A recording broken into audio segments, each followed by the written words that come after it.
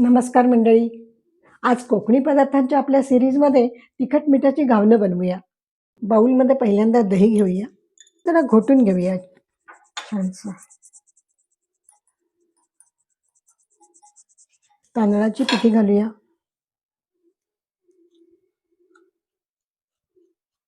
मिरचीची पेस्ट, आल्याची पेस्ट, कोथिंबीर, खोबरं, जिरा पावडर, हळद,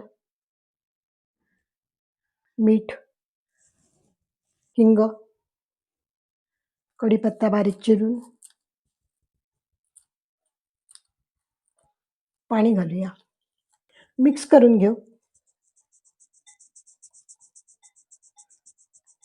थोडं घट्ट वाटलं तर त्यानुसार मग पाणी वाढवायचं. थोडं घट्ट झालेलं आहे, पाणी घालूया थोडंसं.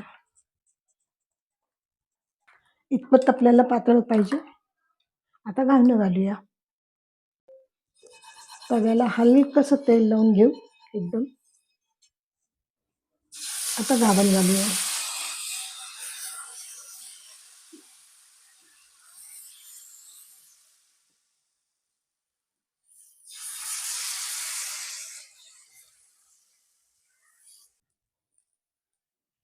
थोडंसं तेल सोडूया.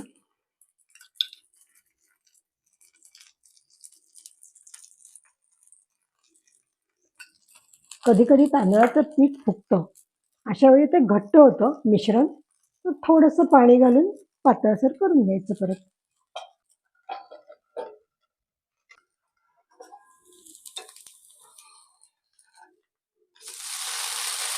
दुसऱ्या बाजूनी शेकून घेऊया त्याला.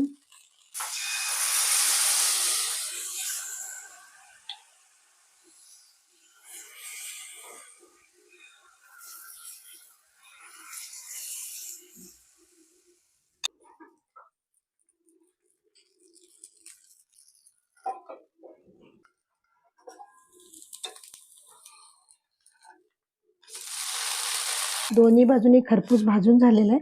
प्लेटमध्ये सर्विंगसाठी काढूया. आपली कोकणी पद्धतीची तिखट मिठाची घावणं सर्विंगसाठी तयार आहेत. तुम्ही नक्की करून बघा आणि कॉमेंट करायला अजिबात विसरू नका. सबस्क्राईब करा. घरचं खाणं हेच आरोग्याचं लेणं.